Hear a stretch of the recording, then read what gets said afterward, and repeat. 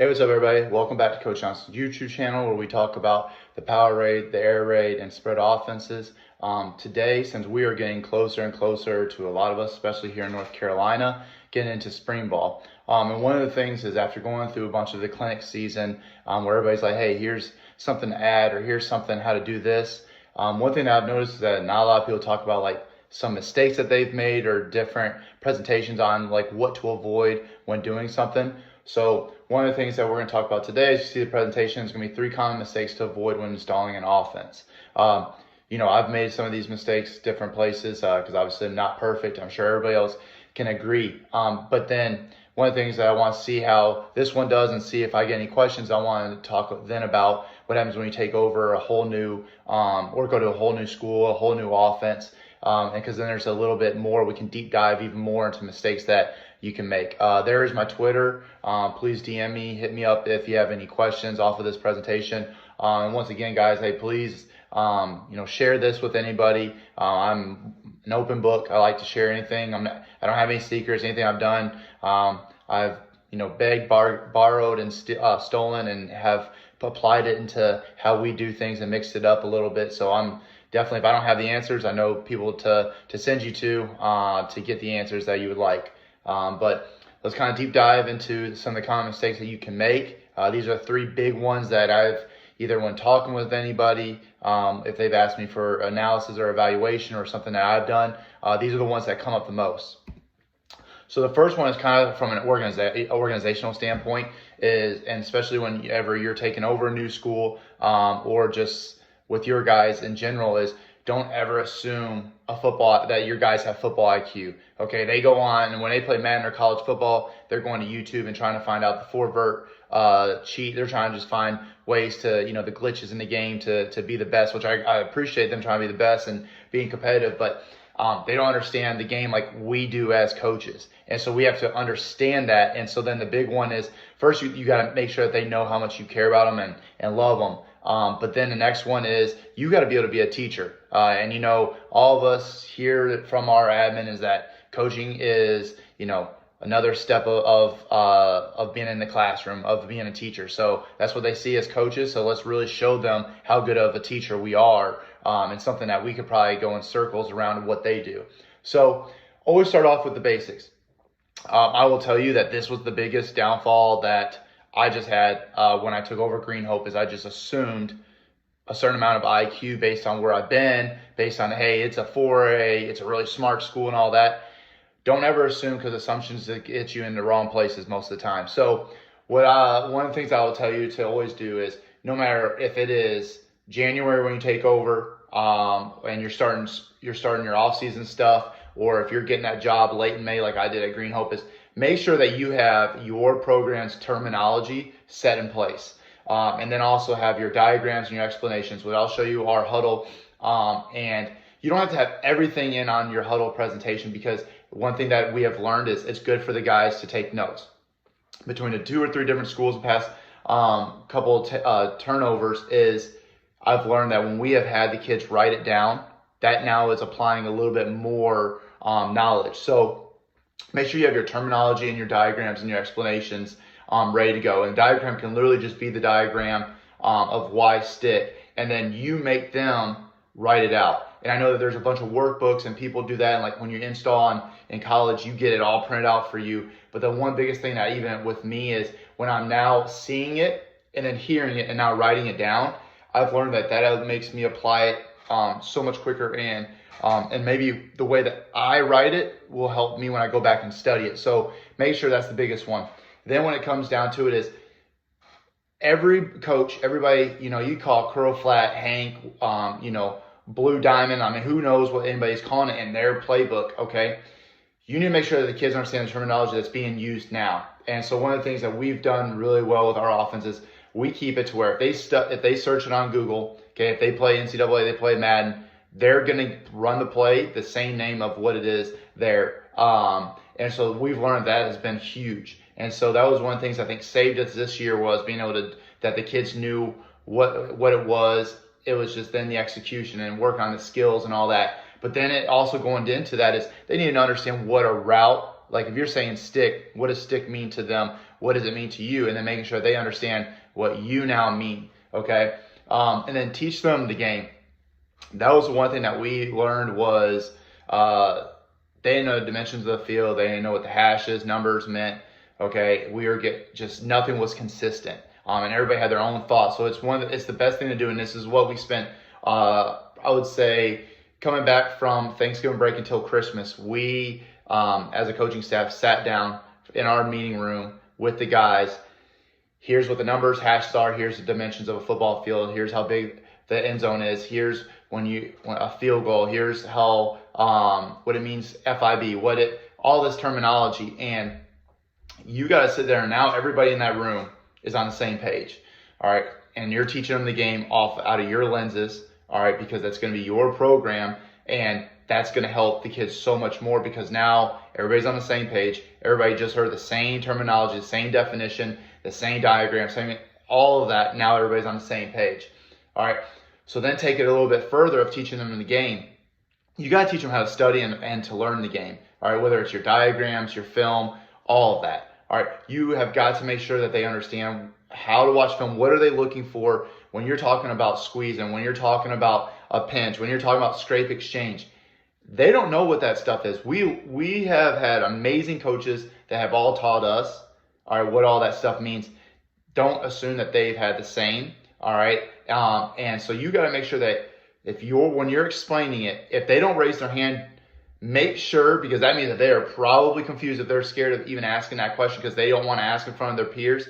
Make sure they understand what a scrape exchange, explain what spilling, explain what, pinching, all that good stuff. Make sure, like when we're watching the defense, and make sure they understand the coverages, make sure they understand what they mean by cloud, what they mean by sky, what they mean by press, like all that stuff. Make sure they understand what that is. Otherwise, you are just talking and they are not soaking it up. All right, so make sure they're also taking out notes because everybody learns differently.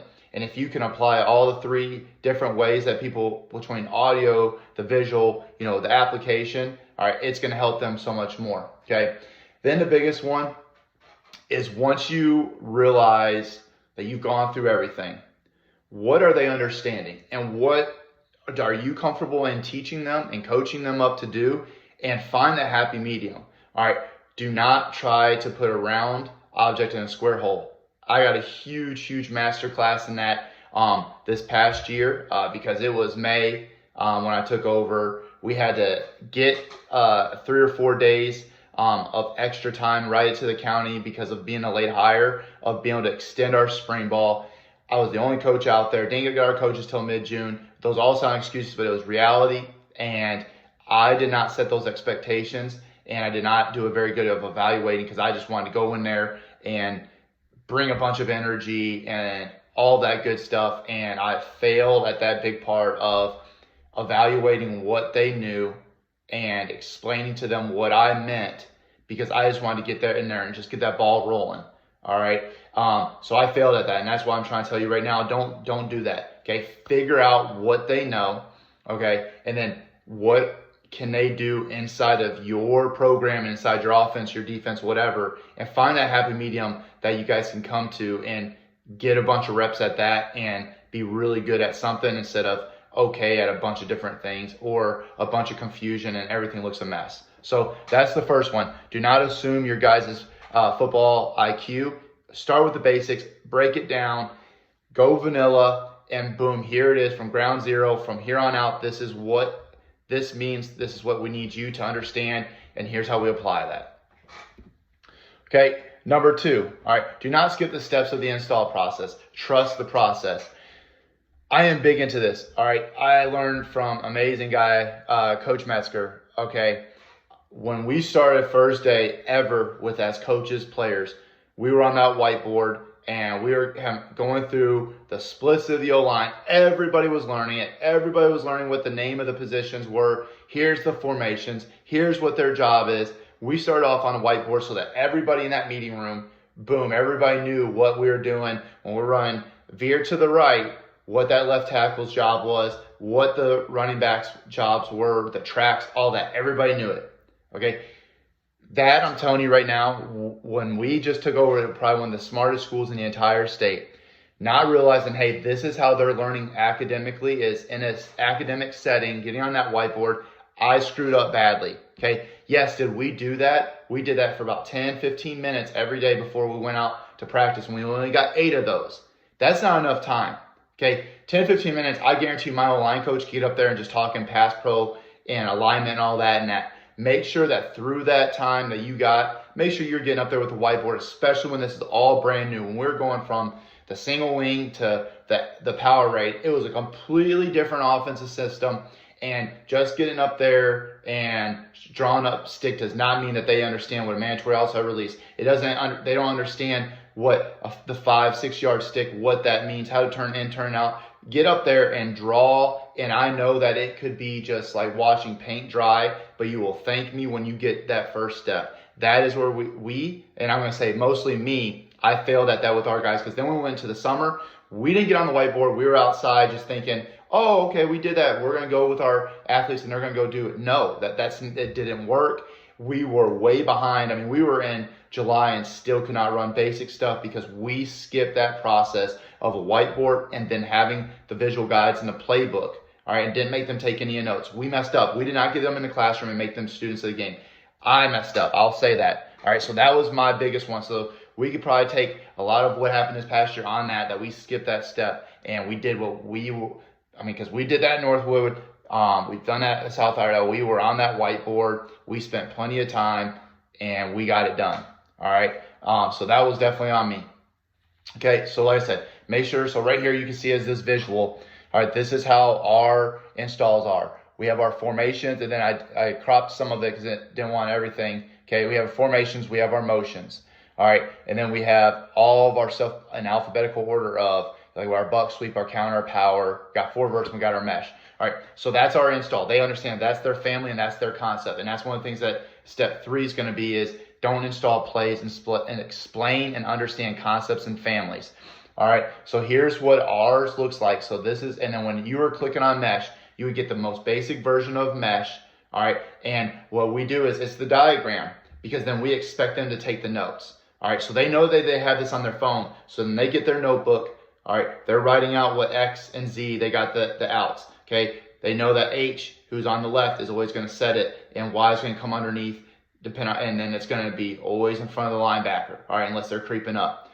So one of the biggest things that we had to do, all right, is have that visual and then make them take their notes. So now you're up in the whiteboard. They have their visual on their phone. If they need to go check back, they have notes. So now you have the whiteboard as the visual, and they're also listening. So they have that while writing it down. Now they can go into their phone, and the phone diagram will match up with what you're doing on the whiteboard. Now they have their notes. They can study on their own. And it really helps when you have very studious players. So that was a big one. Here's where we did a great job. We went out there and did walkthrough on air plenty of times. It looked great. We didn't do part B, moving with a scout team. We did not get it. They were just going on air. You have to have a scout team. You got to have some movement so that they can learn, if this happens, you do this. And this is your read for your quarterbacks, your progression. If they move this way, do it this way. So that was one thing that we got to get better at. Is we did it great on air. We looked great on air. Getting a moving defense, it doesn't have to be 100%, but get them moving and then talk to them about why things happened the way that they did. And here's the answer for that. Then number 4, go into your indie, into your group. So go into your offensive indies, O-line. Hey, here's the skills that you need to run counter. Here's the different adjustments, blah, blah, blah. Then we had our quarterbacks, running backs working on your mesh, receivers. Here's when we're running stick, we're going to work on that stick turn. Quarterbacks put it on that outside shoulder, inside shoulder, based on where the defender is. So that's where you get your time to go over skills and any type of questions, get everybody on the same page. Then you go into group time, whether it's inside run or you do pod work or, for us, 7-on-7 type stuff. That's where now you're coaching on the fly, but now you're getting to where you go kind of 0. You got your walk through on air, which is super light percent. Then you get a moving scout team. Now you got indie, you get a little bit faster. Now group time, not a complete 100%, but now it's enough concentrated, enough focus on just those guys that now you can go over some questions, have them watch the people in front of them or behind them, take a guy out for a rep, explain what they did. Then you go team where it is bullets are flying, and now You do this throughout your install all the way up to the preseason. That's a lot of reps. That team should start going a lot faster. And then if you're lucky enough, we were trying to do a drone, can't do a drone in Wake County. All right, but make sure that practice getting film. That's another thing that we're going to get better at this time, is so that we can break down film and say, hey, you did this. Here's the adjustment we need to make. And so now they can also see that visually. Like I said, the big time is the whiteboard. Get on there majority of the time. All right, and make sure everybody's learning style. Make sure you get the questions answered. And all of this, and I'm telling you, it's going to help. That brain's processing all this time, so that when you go out to the field, they see it. They now can reflect on it. Boom, this is what happens. The first couple of times might be a little bit slower, choppier, but now their brain has processed it. They've gotten the kinks out, got the rust off, and now boom, they're going to light it up. I promise you, trust the process. Do not skip steps and do not accelerate. The last one, avoid installing plays, concepts over plays. So what I mean here is we have our family of our stick concept. Our quarterbacks will know exactly, here was our progression from the get-go, and here's a play, and here's a tag with that. So for us, with our stick is, everybody knows the outside release, number 1, and then it goes 2A, 2B. So then if we go stick post wheel, they'll understand, hey, why did it change up the progression, but it doesn't change that much, because normally this is number 2. Okay, well now we know that we're taking a shot. So this is 1A, 2A, or 1A and 1B, or you can do 1, 2. All right, now we're coming down to the stick, down to the swing. So that's one of those things of, if you're tagging it, it'll make sense. So that's why I think tag's not the new plays. All right, for us, this is easy. This is literally H stick, but now we're tagging stick post wheel. They now know, hey, coach is tagging post wheel. That's going to take precedence. Now, if I need to, or if it's wide open, I can take that stick, but he wants me to take a look at that. So it's on the wristband. So it's boom. They see blue 4. Hey, stick post wheel. Great. Post wheel, they know because that's tagged and not just H stick. That's what I want to read. He wants me to read that. He wants me to take a shot. It means he trusts me. It means he saw something. Let's take that shot. Where if you do not stall any stick, and now all of a sudden you're saying, hey, stick post wheel, but now you're trying to come back to a normal stick. If he thinks that that's 3, okay, he's got to understand, what does 1 and 2 mean then? All right, so make sure that you are installing a family concept. So like as you can see here is H stick, they know what spread H stick would mean, and they know what trips right H stick is, and where we need to know. Number 1 is always got that outside release.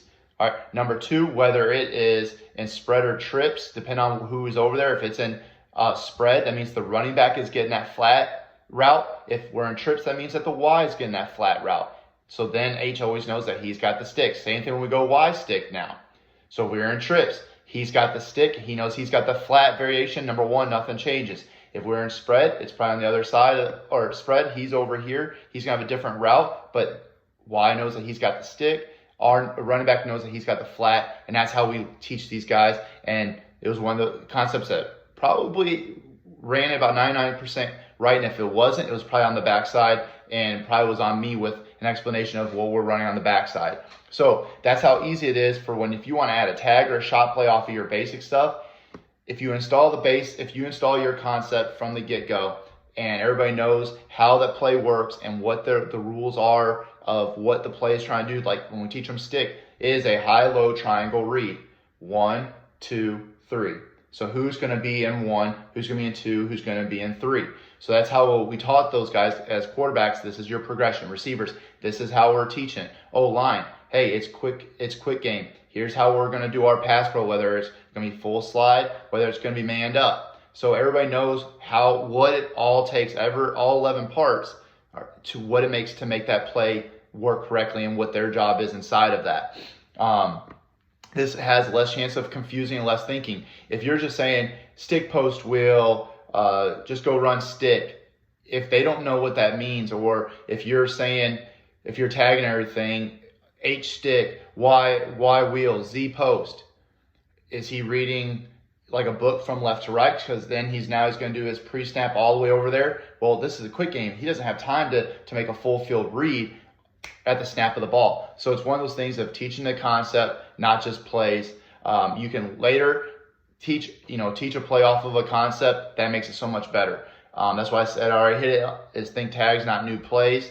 So if you're running counter, if your base is GT, it's a lot easier than if you say GH. Okay, guard, nothing changes. Everybody, what's your rule? Everybody's blocking down. All right, so now if the tackle's not pulling, now he knows that his rule is, hey, I got to glue on because H is the one pulling, taking my job. Now it's a lot easier than if you're trying to start doing different plays and now nobody understands, hey, I'm blocking down on this. All right, and you can have a bunch of confusion. All right, keep it easy for the guys up front. That has been the number one thing that I have learned. I've gotten better at it throughout the years because I wasn't a lineman. Did not run it, was not a running back, was not a big guy into the run game. I've had to progress and get better as a coach. But the one thing that I've learned from the ones that are doing it at a high level, keep it easy for the guys up front. Keep their rules simple. Make sure that they know how to make things correct, how to communicate, and get everybody on the same page. And I promise you that will already add the efficiency of your offense 100% if you keep it easy for the guys up front. And then when it comes to the quarterback, try to keep the progression and that they know, hey, if I'm adding a tag, that means I want you to take a look at it. That might precedence, and that might be your number one tag, or that might be your number one when you go through your progression. So make it easy for the quarterbacks, keep their progression. For O-linemen, keep it easy, keep the rules simple. Receivers, you can move them around, have them run different things. But that's the biggest one, is keep it easy for the guys up front. And if anything fails, keep it simple. Stupid always works. So those were my 3 common mistakes. Avoid installing plays, go concepts over plays. Don't assume your guys' football IQ. Make sure you're teaching the basics from the very ground zero level and teach it into your programs, lingo, and terminology. Do not skip any type of the install process. Trust the process and do not try to accelerate through something.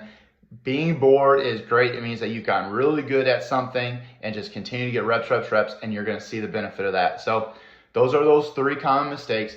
Hit me up if you have any questions, if you would like to add anything to that, or if you have a question, something was confusing to you.